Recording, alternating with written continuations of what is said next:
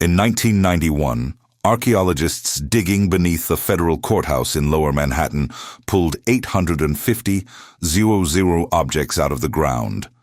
Broken teacups, children's marbles, glass nursing bottles, matching ceramic plates, lice combs, clay pipes by the hundreds. These were the possessions of people who had lived in what America once called the most dangerous neighborhood on earth. And for the next 10 years, those 850 artifacts sat in cardboard boxes in a basement laboratory, 6 floors beneath the World Trade Center. Then, on a Tuesday morning in September 2001, nearly all of them were destroyed. The physical proof of who these people actually were, not who America said they were, was buried for the second time. This is the story of 5 points. To understand what 5 points became, you have to understand what was there before it existed. In the late 1700s, the site was occupied by a body of fresh water called the Collect Pond. It covered roughly 48 acres in Lower Manhattan and was as deep as 60 feet in places. For generations, it had been the primary source of drinking water for the growing city of New York. But by the turn of the 19th century, the tanneries, slaughterhouses, and breweries that had set up shop along its banks had poisoned it beyond recovery. The water turned foul, the fish died, the smell became unbearable. And so, between 1800 and 1815, the city of New York made a decision that would shape the lives of hundreds of thousands of people for the next century. They filled it in. They dumped earth, garbage, and rubble into the Collect Pond until it was gone. They laid streets over it. They sold lots. They built houses. And within a few years, the ground began to sink. The fill was unstable. Buildings shifted on their foundations. Basements flooded with stagnant, foul-smelling water that seeped up from the old pond bed below. The streets became perpetually muddy. The homes, many of them cheaply built wooden structures, began to lean and sag. Wealthier residents, the ones who could afford to leave, did exactly that. They moved north, toward the more solid ground of Greenwich Village and beyond. What they left behind was a cluster of deteriorating buildings arranged around a single intersection where 3 streets, Anthony, Cross, and Orange, met to form 5 corners, 5 points, and into those abandoned, sinking, rotting buildings poured the people that the rest of New York did not want. The first to arrive in significant numbers, beginning in the 1820s, were free black New Yorkers. New York had abolished slavery in 1827, and the 5 Points area, particularly the 6th Ward, became home to the highest concentration of black residents in the city. They established churches, mutual aid societies, and community organizations.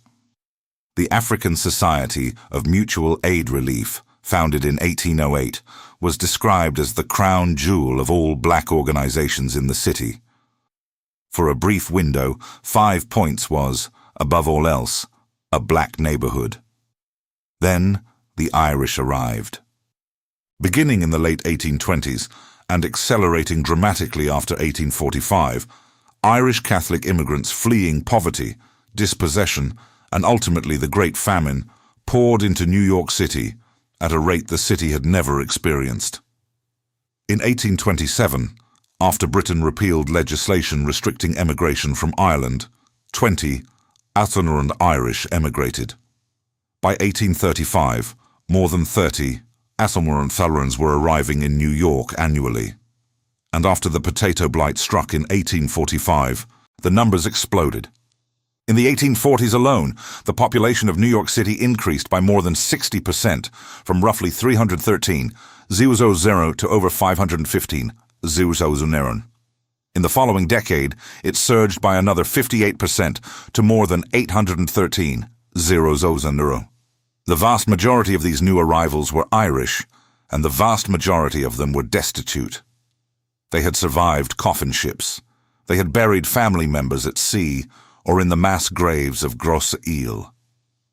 They arrived in New York Harbor with nothing, no money, no connections, no skills that the American economy valued. and they went to the only place they could afford: 5 Points. What they found there was a housing stock that had been deteriorating for 2 decades, built on land that was literally sinking, in a neighborhood that the city government had already written off. The wooden tenements measured roughly 20 to 25 feet wide and 25 to 30 feet deep, standing 2.5 stories high. They had been originally designed for a single artisan family and perhaps a few employees. By the 1840s, these structures were being carved into tiny apartments, each one packed with as many human beings as could physically fit inside. According to contemporaneous accounts, it was not uncommon for 5 families, roughly 20 people, to share a single room measuring 12 feet by 12 feet, furnished with 2 beds and no table or chairs. One witness described a building in the 5 Points slum area where 75 people lived in 12 rooms, each paying about $4 a month in rent, the equivalent of roughly 1 week's wages. The density was staggering. In the 1850s, the population density of the 6th Ward, the ward that contained 5 Points, reached 310. 4 persons per acre, the highest of any district in the city. The historian Tyler Anbinder, whose 2001 book remains the definitive scholarly work on the neighborhood, concluded that with the possible exception of 1 or 2 sections of London, antebellum 5 Points was the most densely populated neighborhood in the world. And at the center of it all stood the old brewery. Originally built in the 1790s as Coulthard's Brewery on the shore of the Collect Pond, the 5-story structure was converted into a tenement and boarding house in 1837 after the financial panic left it unprofitable as a brewery.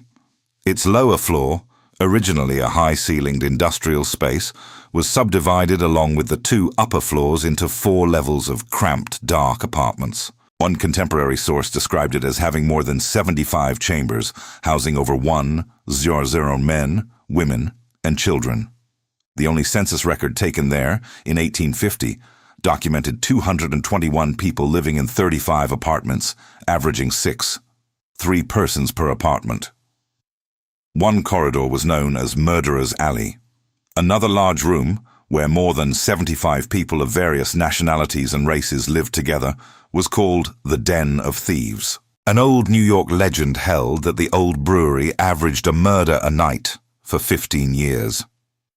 The building was finally demolished in 1852, and the 5 Points mission was erected in its place. But here is where the documented reality begins to diverge from the legend that America built around 5 Points. And this divergence matters because the legend was not an accident. It was a weapon. The people who wrote about 5 Points, the journalists, the reformers, the politicians, the visiting dignitaries, were almost exclusively white, Protestant, native-born Americans who viewed the Irish Catholic immigrants flooding into the neighborhood with a mixture of disgust, fear, and political calculation. The nativist movement, which would eventually become the Know Nothing Party, saw Irish Catholic immigration as an existential threat to Protestant America. 5 Points became their Exhibit A. Every newspaper article about filth and murder in the slum, every tract published by missionary societies about vice and degradation, every politician's speech about the dangers of unchecked immigration, all of it pointed to 5 Points and said, "This is what happens when you let these people in." Charles Dickens arrived in New York on February 12, 1842, at the height of his international fame. He was 30 years old. He had already published Oliver Twist and Nicholas Nickleby, novels that had shown deep sympathy for the poor of London. But when Dickens toured 5 Points, escorted by 2 policemen, what he wrote in his American notes was less sympathy than spectacle. He described narrow ways reeking with dirt and filth. He wrote of lanes and alleys paved with mud knee-deep, of underground chambers where people danced and gambled, of hideous tenements that took their names from robbery and murder. He was scandalized to observe that Irish and black men and women drank, danced, and made love together. His account, published at the end of 1842, turned 5 Points into an international sensation. New Yorkers who had never dared visit the neighborhood before were suddenly going slumming, and the historian Anbinder has argued that the very term slumming originated to describe these visits to 5 Points.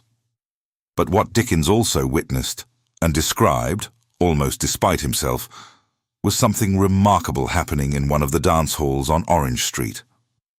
At a place called Almack's, he watched a young black man dance with such extraordinary skill that Dickens devoted an entire paragraph to the performance.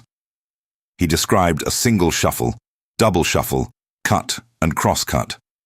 He wrote of a dancer snapping his fingers, rolling his eyes, spinning about on his toes and heels, dancing with what seemed like 2 left legs, 2 right legs, 2 wooden legs, 2 wire legs, all sorts of legs and no legs. That dancer is now believed to have been William Henry Lane, a free black man born around 1825 in Providence, Rhode Island, who performed under the stage name Master Juba.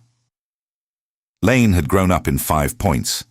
He had learned to dance from a man called Uncle Jim Lowe, a black jig and reel dancer who performed in the saloons and dance halls of the neighborhood. And in 5 Points, Lane encountered something that existed almost nowhere else in America at that time. A place where Irish and black culture collided daily, not in the abstract, but in the physical space of crowded tenements, shared hallways, common dance floors. The Irish brought their jigs, rapid, precise footwork performed in an upright posture, emphasizing the percussive sound of hard-soled shoes striking the floor. The African Americans brought dance traditions rooted in bent knees, polyrhythmic footwork, and improvisation, steps that were descended from West African ritual dances adapted by enslaved people on plantations. In the dance halls of 5 Points, these 2 traditions fused. Lane absorbed both and created something neither community had produced alone. He combined the rhythmic complexity and improvisational freedom of African forms with the percussive clarity of Irish step dancing.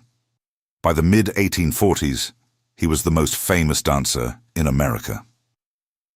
In 1844, Lane defeated John Diamond, an Irish-American jig dancer widely considered the best white dancer in New York, in a series of public competitions. He was proclaimed king of all dancers and given the title Master Juba.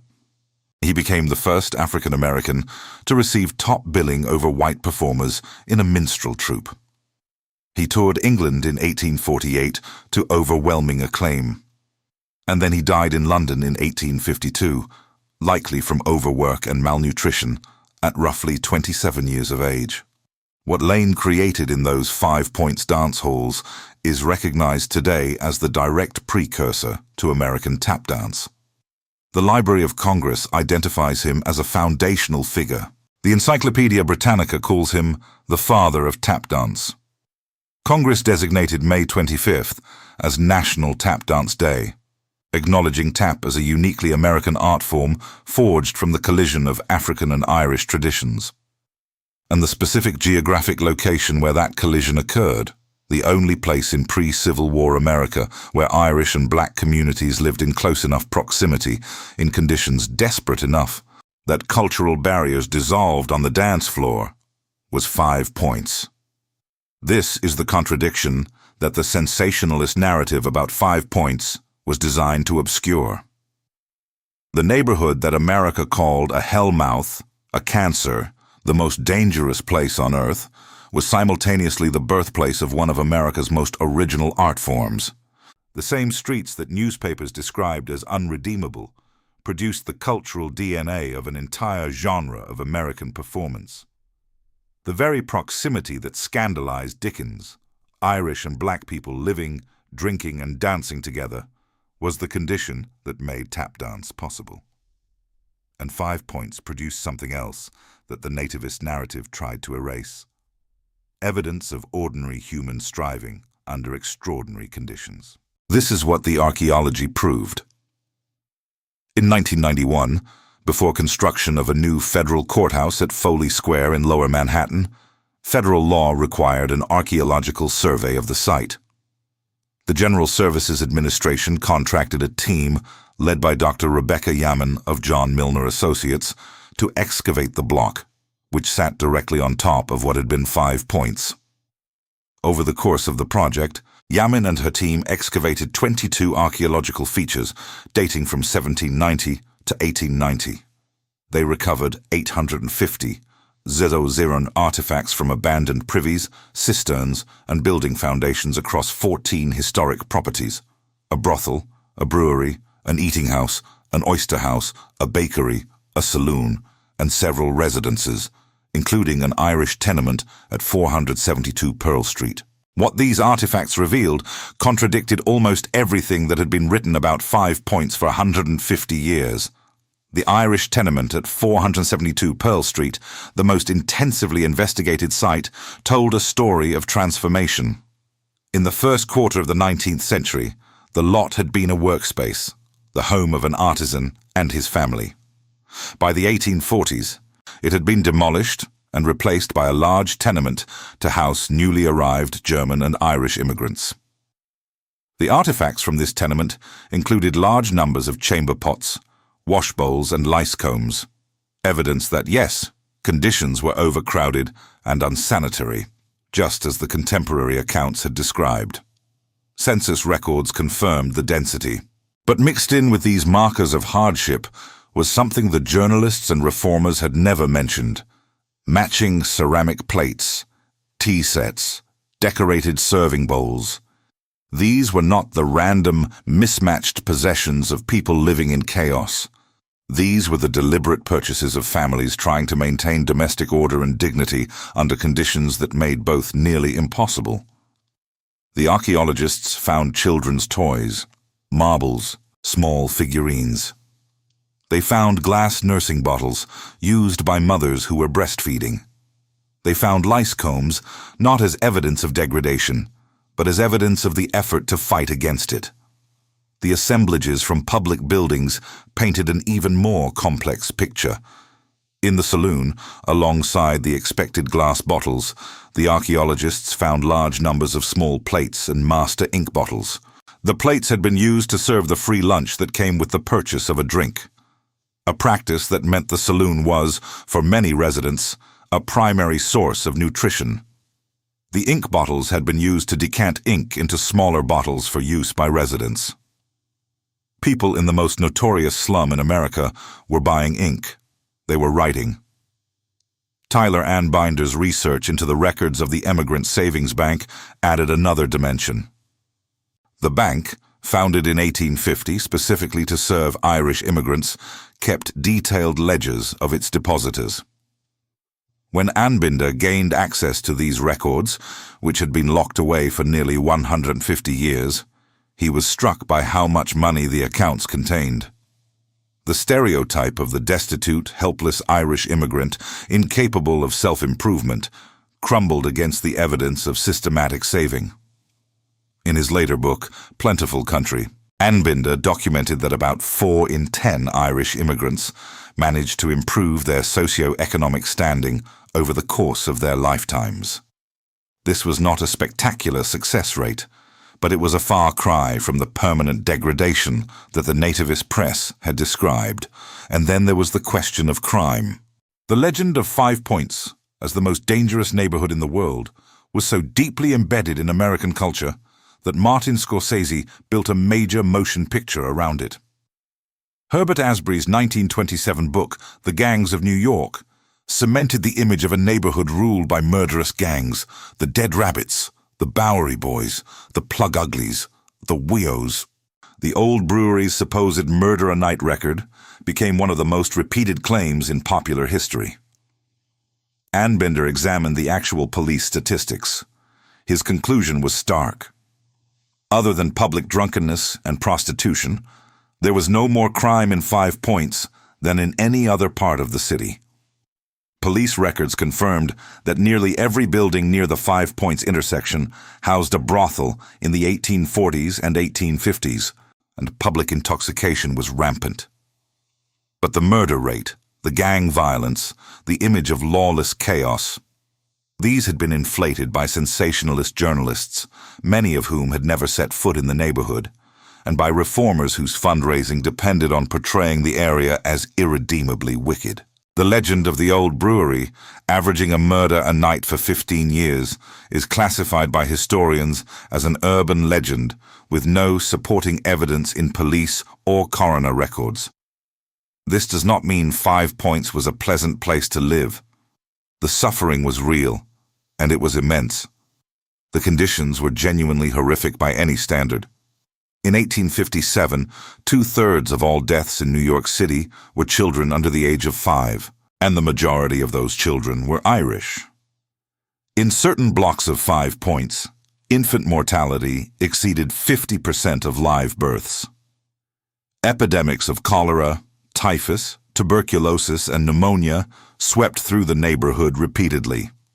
The cholera outbreak of 1832 hit the 6th Ward first and hardest, killing thousands across the city from a population of roughly 250 zionun.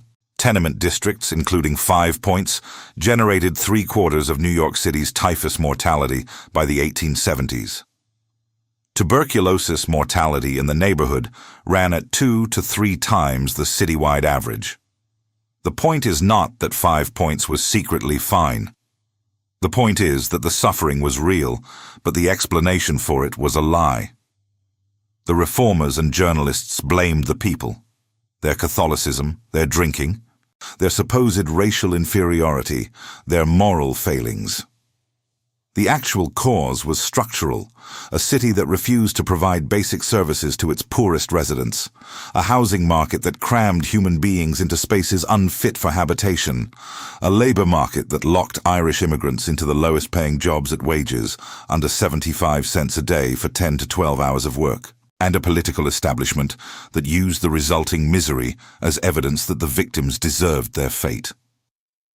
And through all of it, the people of 5 Points did what people do. They worked. Tailors, shoemakers, peddlers, seamstresses, day laborers. Children sold fruit and newspapers and swept streets. Women took in laundry and sewing. Men dug ditches, hauled cargo, built the infrastructure of a city that despised them. They saved money when they could. They went to church.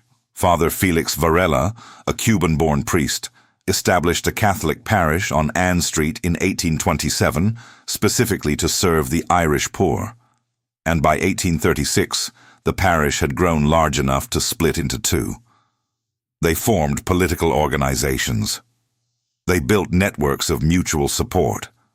And in the dance halls and saloons and crowded tenement rooms, they created culture, not the degraded, animalistic culture that the newspapers described, but a living, breathing, improvising culture that absorbed influences from every community crammed into those few square blocks and produced something genuinely new. By the 1860s, as the Irish began to gain political power through Tammany Hall and to move into better-paying occupations, many left 5 Points for more respectable neighborhoods. In the 1860s, only 203 black residents remained in the 6th Ward, alongside almost 12 0 Irish. Yet even at that ratio, census records document 11 interracial marriages. The neighborhood that scandalized polite society with its racial mixing maintained that mixing to the end. New waves of immigrants, Italians then Chinese, replaced the Irish at the bottom of the ladder and inherited the same overcrowded tenements, the same inadequate services, the same contempt from the classes above them. The physical 5 Points was gradually dismantled through the late 19th and early 20th centuries. Mulberry Bend, one of the most notorious stretches, was demolished to make way for Columbus Park in 1887, designed by Calvert Vaux, the co-creator of Central Park. Streets were renamed. Anthony became Worth, Orange became Baxter, Cross became Park, and later, Moscow. The Tombs Prison, built on the site of the old Collect Pond and perpetually sinking, was relocated. Courthouses and government buildings replaced the tenements. By the mid-20th century, the area was part of the expanding Civic Center and Chinatown. The 5 Points intersection itself was buried beneath Columbus Park and a federal courthouse. But beneath the surface, the evidence remained, and in 1991, it was pulled back into the light. Dr. Yamin's team spent months excavating, cataloging, and analyzing the 850,000 artifacts. A 6-volume report was produced, containing exhaustive analyses, inventories, photographs, and drawings. The artifacts and archives were stored in a basement laboratory at 6 World Trade Center. Some items were loaned out for exhibitions. In 2000, 18 pieces, reflecting the Irish Catholic population of 5 Points, were sent to the curator of the Archdiocese of New York for a planned exhibition that never happened due to Cardinal O'Connor's death. In August 2001, just weeks before the attacks, Rebecca Yamin requested that those 18 artifacts be transferred to the South Street Seaport Museum because she felt they should be on display rather than sitting in boxes. That request saved them. On September 11, 2001, the collapse of the World Trade Center destroyed the basement laboratory and nearly the entire 5 Points collection. The artifacts that had survived underground for 150 years, that had been painstakingly excavated and catalogued over years of work, that had finally begun to tell the true story of the people who lived in America's most infamous slum, almost all of them were reduced to dust and rubble. About 200 archival boxes were eventually recovered from the wreckage. The 18 pieces that had been sent to the South Street Seaport Museum survived intact. Among them was a Father Matthew teacup, a piece of temperance movement ceramics that had belonged to an Irish Catholic family in 5 Points. A family that had been trying, in its own small way, to resist the very stereotype of Irish drunkenness that the nativist press used to dehumanize them. Rebecca Yamin later said that it was hard to get emotional about the artifacts, that they were not significant compared to the loss of human life. She was right, of course. But there is something in the double burial of 5 Points. First, by the city that filled in the collect pond and built a slum on top of it. Then by the catastrophe that destroyed the evidence of what that slum actually contained. That deserves to be spoken aloud. For 70 years, 5 Points existed as a real place where real people were born, worked, suffered, danced, saved money, buried children, fought for dignity, and sometimes found it. For 150 years after that, it existed as a legend, the most dangerous neighborhood on earth, the place where immigrants proved they were unfit for America, the cautionary tale that justified nativism and contempt. And then, for exactly 10 years, the truth sat in cardboard boxes in a basement in Lower Manhattan, matching plates, children's marbles, a nursing bottle, a teacup with a temperance slogan, ink bottles used by people who were writing in the slum that America said could produce nothing but crime. 850, 0 small, quiet pieces of evidence that the people of 5 Points were not what America said they were. Today, if you stand at the corner of Worth and Baxter Streets in Lower Manhattan, you are standing at what was once the most notorious intersection in the Western Hemisphere. There is nothing there to tell you that. The buildings are government offices. The park across the way is full of elderly Chinese residents practicing Tai Chi. A few blocks south, tourists photograph the 9/11 memorial. Beneath your feet, somewhere under layers of concrete and fill and the bones of a poisoned pond, there may still be fragments of the world that was. A shard of ceramic plate, bought by an Irish woman who wanted her family to eat from matching dishes. A marble, dropped by a child whose name no one recorded. A heel mark on a dance floor, where an Irish jig became an African shuffle, became something America had never heard before. In 1991, they pulled 850, as in pieces of that world out of the ground. In 2001, nearly all of them went back in. The first time, it took 150 years to dig them up. No one knows if they will ever be dug up again. But the story they told, in the 10 years they sat in the light, was this: that the people of 5 Points were not the monsters America made them. They were the workers, the mothers, the dancers, the savers, the survivors. They were the people who bought matching plates in a place where the ground itself was sinking. They were the ones who picked up ink bottles in a neighborhood the newspapers said could only produce blood. And in a city that called them the most dangerous people on earth, they invented tap dance.